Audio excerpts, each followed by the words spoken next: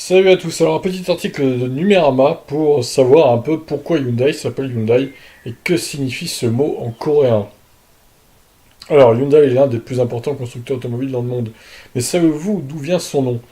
Alors non, moi je savais pas pour le coup, c'est pour ça que j'ai décidé de faire une petite vidéo sur cet article qui est plutôt intéressant. Le conglomérat sud-coréen Hyundai est avant tout connu pour Hyundai Motors, son pôle automobile et agriculture.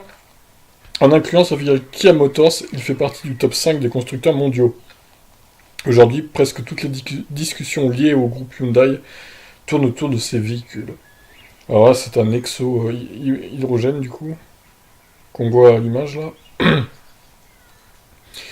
La construction de voitures n'était pourtant pas la priorité de la société lors de sa création à la fin des années 50. Si elle s'occupait déjà de l'entretien d'automobiles à l'époque, son objectif premier était de remettre l'industrie sud-coréenne sur le devant de la scène. Un but que s'était fixé Chong-ju-yong, le fondateur du groupe, et qui l'a poussé à choisir le nom Hyundai pour sa société. Des envies de modernité. Quand Chung, on va l'appeler, crée Hyundai Togen, Hyundai Engineering and Construction, en 1947, la Corée du Sud se remet encore des dégâts causés par la Seconde Guerre mondiale et l'occupation japonaise. Le fondateur accepte alors plusieurs contrats qui visent non seulement à reconstruire les infrastructures du pays, mais aussi à les rendre plus modernes. Le mot utilisé pour nommer la société est donc tout trouvé. Hyundai, qui signifie modernité en coréen. Donc voilà, Hyundai, ça signifie modernité en coréen. C'était la petite histoire du soir, du coup. Alors, c'est pas fini. Donc c'est lui, hein, Chung Jo-young, là, le monsieur qui a fondé Hyundai en 98. Enfin, la photo date de 98, du coup. Au fil des ans, Hyundai a fait honneur à son nom en participant à des projets importants qui ont permis à la Corée du Sud de rester dans l'air du temps.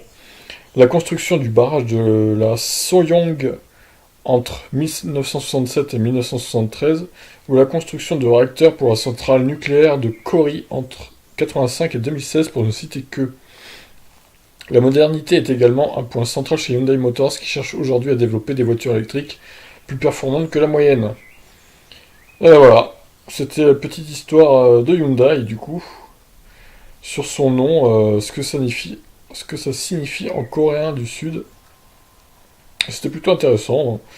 Au final, c'est un très grand groupe et je suis content d'avoir une Hyundai, moi, pour le coup. Ça signifie modernité, bah c'est vraiment adapté à la voiture que j'ai, clairement. C'est une voiture très moderne. Voilà pour la petite histoire du soir. Je vous laisse, ciao.